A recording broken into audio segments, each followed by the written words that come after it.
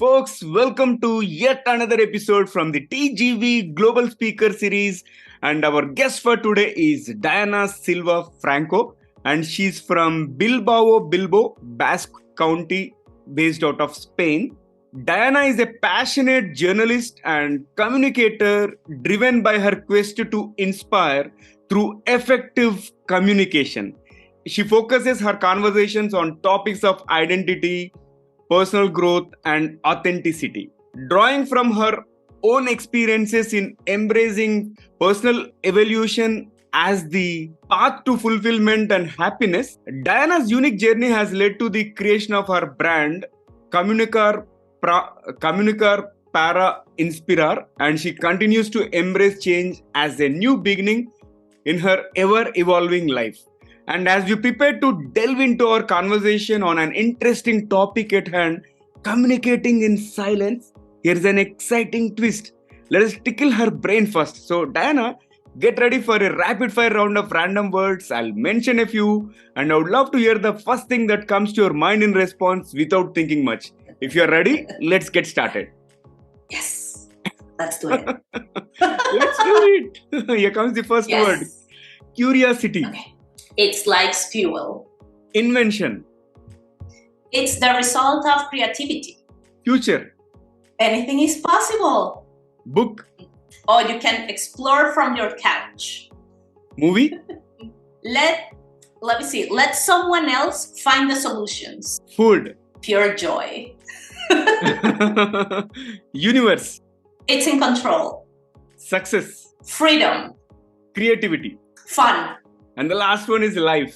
Unlimited opportunities. Such a great set of responses, and thank you so much for participating in the first rapid fire round so sportively. Really appreciate it. And we have one more rapid fire round towards the end of the episode, so stay tuned. And folks, welcome to the Guiding Voice podcast series, where we embark on transformative conversations for a better future.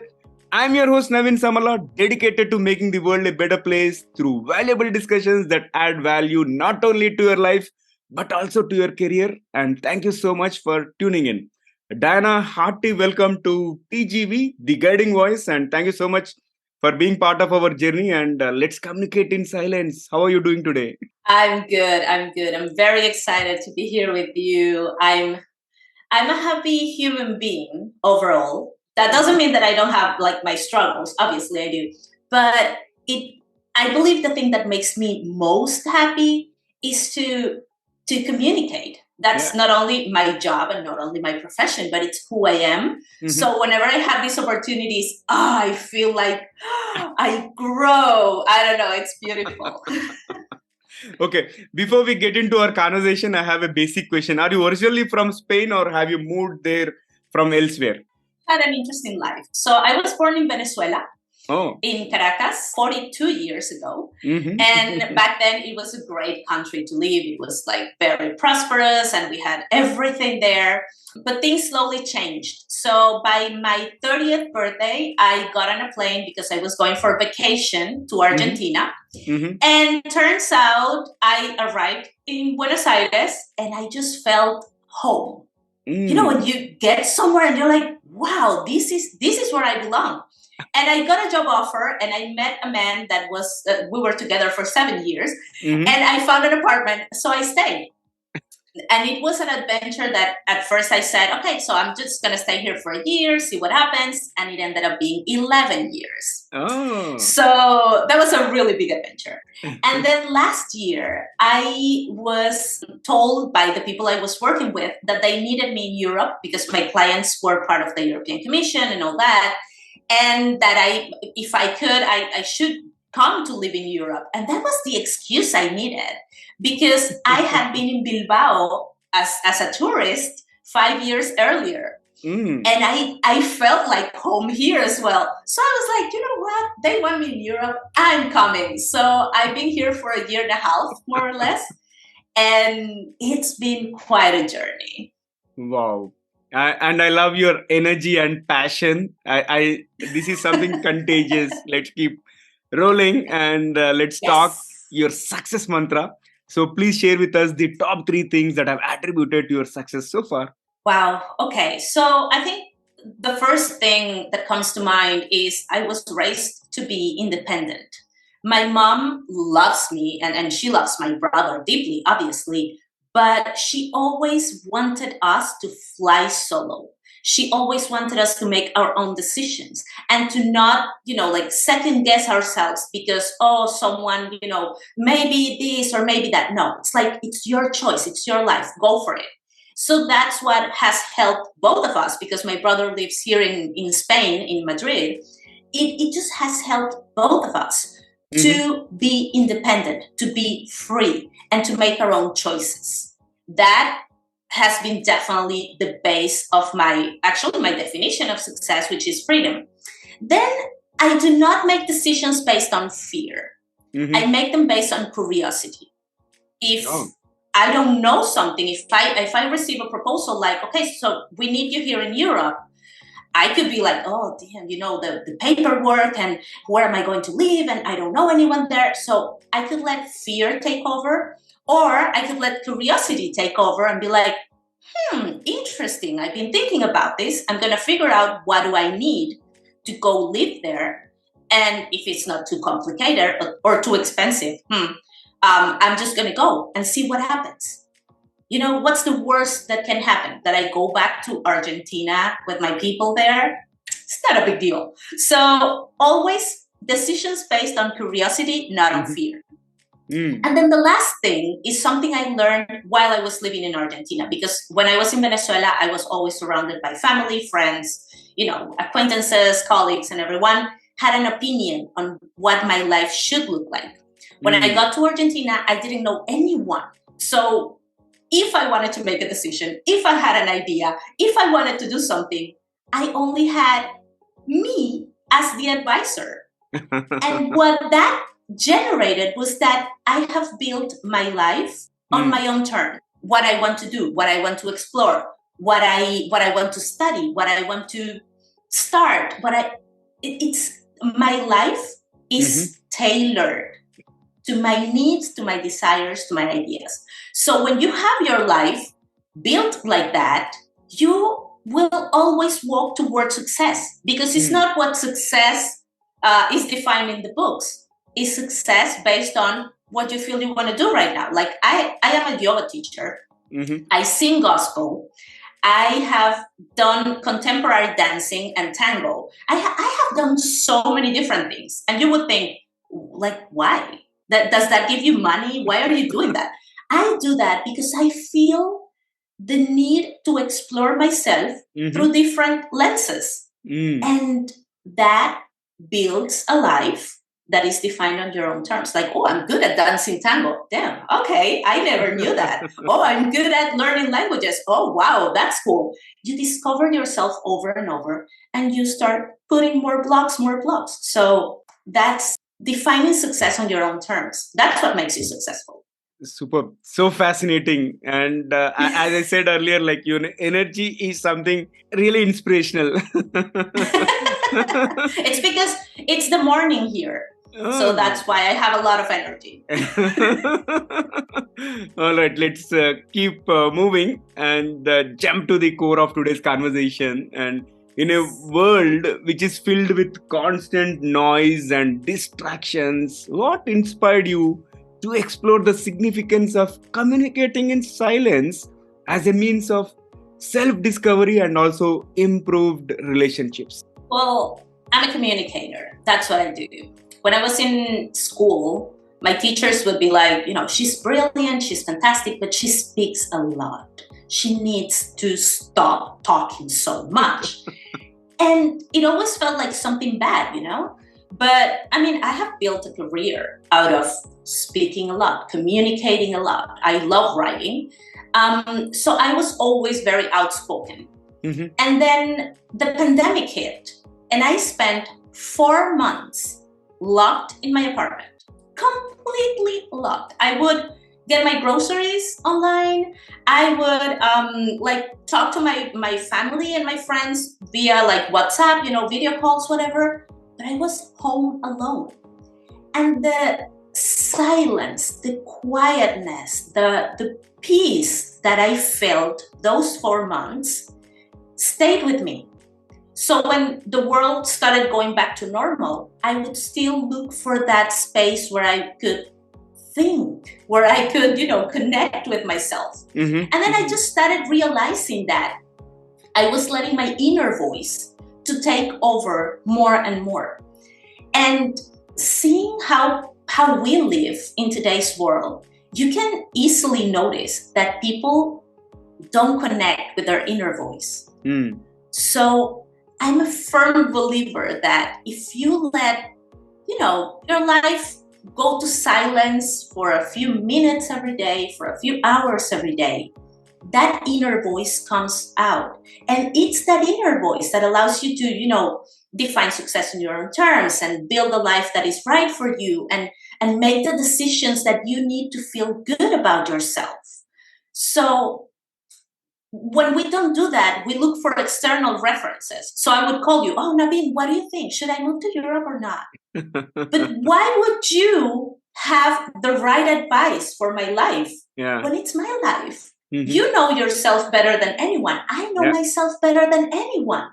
So if we stay quiet for a bit every day, our inner voice can take over and help us figure out things without the need to pay thousands of dollars, to therapists and astrologists and tarotists and numerologists and all these people that are like, oh yeah, just come and I will tell you what to do. No, you know what you need to do. You just need to stay quiet and then connect with yourself. Because that inner voice, it knows everything. Okay. So you mentioned about your movement from Venezuela to Argentina and then now back to Spain. I think probably you might have listened to your inner voice. And other than that, can you share a personal experience where embracing silence led to valuable insights or positively impacted your communication with others? Yes, it all had to do always with my problem, if I can call it that, was that I was always talking. So I was in contact with my external self, but not with my inner self. And so this guy that I mentioned before, we were 7 years together in Argentina, and he's one of my best friends now. We're family. When we were at the beginning of our relationship, he would always say, you don't listen to me. You don't listen to me. I told you this. You don't listen to me. And all our fights, 7 years of fighting, always started or ended up with that phrase. So the first year, I was like, oh, whatever. Second year, it was like, I'm the professional communicator. How can you say that I don't listen? I'm a professional listener. Third year, I start noticing that some of my friends are telling me the same. So I started paying attention to that, because if one person tells you, fine, some people that you care about and that they care about you tell you this, there's something there. And I started purposefully listening more. I would sit, I would stay quiet, I would breathe, and I would let you say what you had to say. It didn't matter if it was like a, work office conversation, like, oh yeah, we need to do this to finish the project, or a deep conversation. Regardless of the topic, I would sit, take a deep breath, and make the conscious effort of listening. And that helped me change my relationships so much. It improved everything, because it's exactly the same thing. When we're not connected and we don't listen to our inner voice, we go, chasing things and we don't know what we're doing. And in relationships, in other relationships, when we don't listen, the relationship can't move. It can't evolve. It can't go anywhere, because there is no connection. There is just like an exchange of information, if you may. So learning to listen, I learned to listen first to others, and then I got better at listening at myself. But my relationships grew so much, and I felt better, because I wasn't just, a figure sitting there pretending to be there. I was there, and I was there for them. And it's beautiful. I mean, if you're with those people, it's because you love them. And if you love them, you want to be there for them. So, yeah, listening is powerful. Super. So now that you have mastered hearing or listening to your own inner voice, So how can someone begin to create space for their inner voice in their daily life? And what are the benefits of doing so? You highlighted like saying that there will be clarity in the thoughts. Other than that, is there anything else which is a significant potential benefit? First benefit that comes to mind is that you get to know yourself. You know that massive effort you make when you're getting to know someone you like your future wife or your future husband. Like you make this effort, to pay attention to everything, and you want to remember everything, and you want to please everything. How many times people do that with themselves? How many times people sit down to take a look at who they are and what they need and what they fear and, all these things. So that's, if talking about benefits, that would be a massive benefit. Because if you get to know yourself, that has an impact in your life, in your relationships, in the decisions you make in through your life, work and fun and studying and everything. So I would say that's the one benefit. Then how do you start? Finding spaces where you can be quiet. If you can lock yourself in your office like I do here and just don't play music, don't check your phone, no, just 5 minutes. I know it's scary, but 5 minutes of quiet where you can sense how you're doing today. Oh, I have a backache. Oh, I'm getting old. Damn. Or, oh, I have energy, like I'm bubbling today or whatever. Just notice that. So you start with 5 minutes and then you get to 10. So it's not just how you're doing today, but what you feel like doing first. Okay, first thing in the morning, I'm going to call my mom. I feel like chatting with my mom today. And so you do that before you start officially your day. Just get in touch with yourself.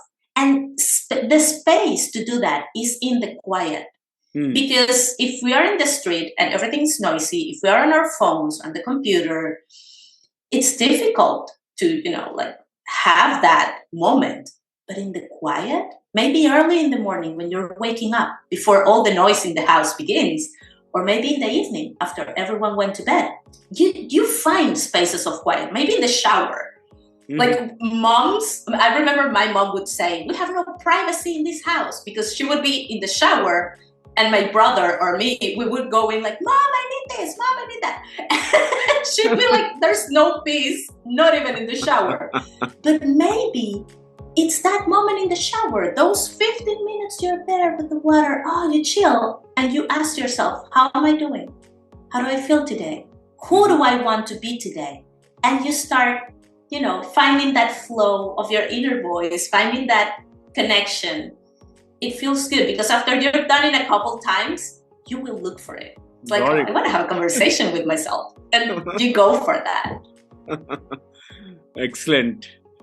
And let's move to the next one. In our increasingly fast-paced digital world, what are the potential consequences of neglecting silence and thoughtful communication in our relationships and self-discovery? So what happens if we are not silent? The scariest thing for me, for example, is where you don't feel entirely comfortable making a move. I've had many friends that moved countries because they met someone. And it's like, then they're there and they're living with the person and they're not happy. And they're like, why am I not happy? I came here to be with this person. It's like, yeah, but what is it? Like, did you think about the place you were going? Did you think about what you were going to do when you got there? Oh, no, I just wanted to be there. I did it for love. Yeah, you did it for love, meaning for the other person. Why didn't you do it for yourself? What is it that you wanted to do? So when we don't listen to ourselves and when we are not in contact with our own needs, what can happen is that we start trusting everyone's voice except for our own. And when we do that, we will make the right decision based on our mom's standards or our dad's standards. That people that studied architecture, they spent like 5 or 6 years in university. Oh, because my dad was an architect. And what did you want to do? Oh, no, I just wanted to play music. Damn, that's a problem there. And they suffer from that because it's the right choice according to everyone else's standards, but not your own. So I would suggest for people to get in touch with themselves, to create that space, and then start making decisions, because you might choose something that you can't take back. You might choose, like to, in my case would be, I don't want to have kids. I never wanted to be a mom. And I have friends who have been mothers and they did it because they were supposed to be moms. Mm-hmm. And you can't take back a kid. You can't take back a pair of shoes. You can't take back, an apartment that you rented, but you can't take back kids. So how do you deal with that? I would say, just get in touch with yourself, make that a strong connection, and then that will be something that reflects on your decisions, your relationships, and your life as a whole. And that will provide happiness somehow. Even when things get a little tough, it's like, you know what, I'm doing this for myself, so I will figure it out. And that helps a lot. Also, you don't have anyone else to blame. It's not like, I did this because of you. It's like, you can do that in the mirror and be like, I did this because of you. But that's it. So you have to own your decisions and you have to take responsibility as well. Fantastic conversation so far. And it's time for us to add some more excitement. So get ready, Diana, as we dive into a series of second rapid fire round. Okay, brain. Join me here. Okay, here comes the first bullet. If you could have one gigantic billboard anywhere with anything on it, what would it say? Oh, I love this question. I've heard it in other episodes and it's great. My answer would be design the dream. Wow. Design the dream. If you could have a silent conversation with any historical figure, who would it be and why? It would be the artist Mark Rothko. They built a chapel. It's like an all welcome chapel in Houston, and it has the sacred books of every religion in the entrance. So it's like, everyone's welcome. Oh. He never made it. He never saw it finished. He committed suicide right before they finished it. So I would love to sit in there with him. Just saying a silent prayer together. Super. Loved it. And can you describe yourself in just one word? Luminous. Highly. Okay. What's your go-to comfort food when you need some quiet time? Food. Oh, this is very basic. Cereal and milk. It was my childhood breakfast and it makes me feel so happy. Okay, here comes the interesting one. If you could communicate with any animal for a day, which one would you choose? Oh, I would choose the seagulls. I have many seagulls here in the city and I see them every day. They're like my neighbors. So I would definitely have a chat with them. Yeah. Good one. Here comes the last bullet. So share a funny or memorable communication mishap you have ever experienced. Oh, this is a good one. Okay. So when I was 17, I was working with my father. He had a production company. And I was, learning everything about the audiovisual business. But at that time, there was an election coming up. So all the politicians were, creating their spots and all that stuff. And my dad was working with a couple of them. So I go to the post-production office where they were editing the spots. I walk in because I was going to say someone to the editor. And so I see the screens and there is this very old man holding a baby and surrounded by little kids. And I'm like, ew, that's a pervert. Why is he with all those kids? Gross. That doesn't look right. And I see Manuel's face, so the editor's face, and he's looking at me his eyes are coming out of his orbits. And I continue. I just keep going. I'm like, that's so gross. He's using those kids. That's horrible. That person is disgusting. And then Manuel closes his eyes like he's freaking out. Poor Manuel. And I'm like, what?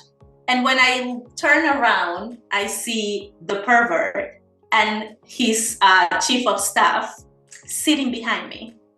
Yeah, needless to say, my dad fired me that day. It was so bad.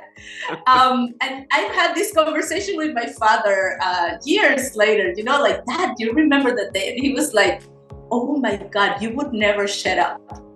Like, people would do different gestures and signs just to get you to shut up, and you wouldn't. And I'm like, well, I was 17, like, just give me a break.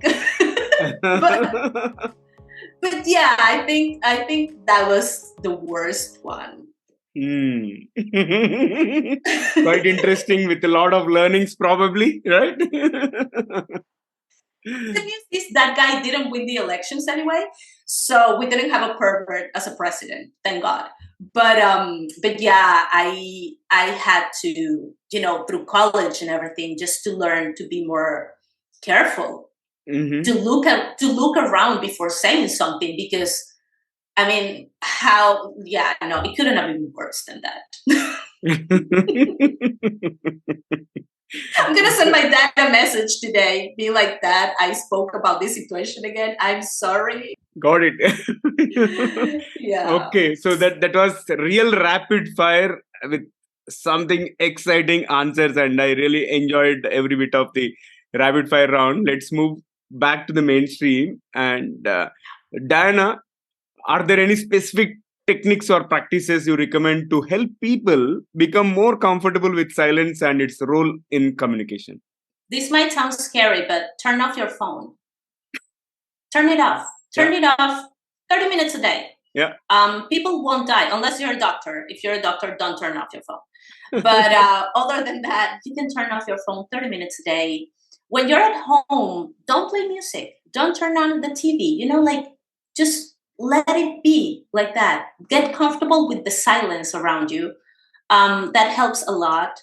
And then if you go for a walk, for example, again, leave your phone at home. Just be with yourself. And it's an exercise. At the beginning, it might feel a little uncomfortable and you might get a little anxious because you don't have your phone around or whatever. But you start enjoying it. It like, the difference is massive because it's so loud everywhere all the time that when you don't have that, it feels like you're sleeping, but you're not sleeping. It feels really good. I simply love the tip, and sometimes I follow that occasionally. When my battery is about to die, I don't charge it intentionally, especially at the end of the day. And one other practice which I actively follow is I don't touch the phone until 1.5 hours after I wake up, and I try to put it away at least an hour before I go to bed. That is making wonders. It helps a lot. It really does help a lot because it kind of like quiets. It's not just turning off the phone. It's that your mind needs a little time to get quiet after that. So, just starting small. Turn it off 30 minutes. Let the battery die. Fine. And then you start getting used to that. And at one point, sometimes for me, it's like I can spend the entire day at home without turning on anything. The only sound is like the fridge sound, maybe, and the noises in the street, but the house is quiet and it feels so good. It feels peaceful, even if it is in the middle of the city. Superb. I loved every bit of the conversation. Now, I would love to hear from you. How is your experience being hosted on the Guiding Voice platform? I love this. I could do this once a week. Let's just make it a habit. Let's talk every week. I just had so much fun. Let's do a few more episodes for sure. And we'll cover the gamut of topics. And I would love to re-feature you again. And Diana, thank you so much for the fabulous insights. And also thank you so much for spending time with our audience by sharing your amazing wisdom. Okay, I really appreciate every bit of it. Thank you so much. I loved it. And I'm going to send my dad a message now. That's for sure. Thank you so much. And just keep doing this. Keep finding guiding voices. Sure. Thank you. And it was such a pleasure hosting Diana. Folks, that was our episode with Diana Silva Franco. Before we jump into the fun trivia section, we have a quick request. If you haven't already subscribed to The Guiding Voice, please subscribe to our podcast from wherever you have tuned in, because subscribing keeps you updated on new episodes. And also, if you have enjoyed this conversation and found it useful, please share with at least three of your friends or colleagues who would also like TGV, The Guiding Voice. Spread the knowledge and help others grow just like you. Now, let's cruise into the trivia segment of today's episode. We had an amazing conversation with Diana about communicating in silence, and she is representing us Spain, the country where she is living. So, let us know some lesser known and interesting facts about Spain. The first one is the Tomato Fight Festival, La Tomatino. In the small town of Bunol, Spain, thousands of people gather annually on the last Wednesday in August to participate in a massive tomato fight. It's a colorful and messy event where participants throw overripe tomatoes at each other. And this unique festival has been celebrated since the 1940s and has become a major tourist attraction. Second one is the highest vineyard in Europe. Spain's La Gueria, located on the Canary island of Lanzarote, is home to the highest vineyard in Europe. And due to the island's volcanic landscape, winemakers dig crescent shaped holes and plant vines within them, protecting them from strong winds. And the unique growing conditions result in exceptional wines produced in this distinct terrain. And third one is about Dia de los Santos Inocentes. It is a tradition in Spain. This December 28th is celebrated as Holy Innocents Day, similar to April Fool's Day. And people play pranks and hoaxes on this day. A popular tradition involves tricking someone with a innocentada, which is a practical joke or prank, and it's a day of humor and light-hearted fun throughout the country. So that's it from my side, from the trivia about Spain. And if you have come across any interesting fun facts related to Spain, feel free to leave your comments. If you are watching it on YouTube, you can comment there, or if you found this episode on some social media platforms, you can comment there as well. And folks, that's it for today's episode. Thank you so much for taking time to tune in and also for being part of our awesome TGV community. I would love to hear from you. So do not hesitate to share your ideas, feedback, topic recommendations, and guest speaker suggestions either through our social media or through our email. Our email address is theguidingvoiceforyou@gmail.com, and let's create content that resonates with you. I'm your host Naveen Samala, a lifelong learner, and my goal is to have impactful conversations that improve not only your life but also your career. Until next time, take care and stay inspired. Remember, the future holds great things because the best is yet to come. Goodbye for now. See you all in the next episode with another amazing guest.